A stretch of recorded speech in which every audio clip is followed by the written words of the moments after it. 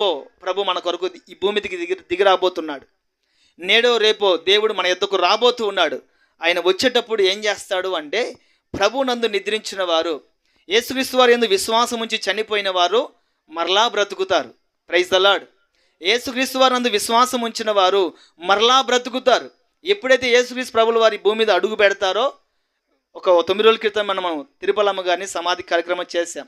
ఆయన పాదం భూమి మీద ఎప్పుడైతే పడుతుందో తిరుపలమ్మ గారు సజీవంగా తిరిగి లేస్తారు.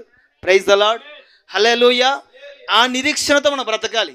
ఎడవడం అన్నది, దుఃఖం అన్నది, కన్నీళ్ళు అన్నది సహజంగా మన మనసులం కాబట్టి మన కన్నీళ్ళు వస్తాయి. వేదన, దుఃఖం, బాధ ఎవరు కూడా తీర్చినటువంటి లోటు మనకు ఉంటుంది, కాదనట్లేదు. దీనికంటే రెట్టింపుగా మనము ఒక నిరీక్షణ కలిగి బ్రతకాలి. నేడో రేపు దేవుడు మన కొరకు రాబోతూ ఉన్నాడు. తిరుపలమ్మ గారిని తన వెంట పెట్టుకొని రాబోతూ ఉన్నాడు. Praise the lord. మన కన్నులతో చూస్తామండి. తల్లిగారిని మరలా మనము దేవునితో మన కన్నులతో చూస్తాం.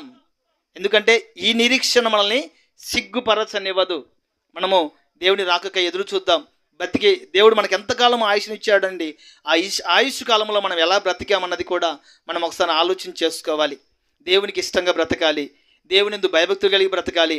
నేడో రేపో దేవుని రాజ్యంలో నేను ఉంటాను అన్నటువంటి నిరీక్షణ లేదా విశ్వాసంతో మనం బ్రతకాలి.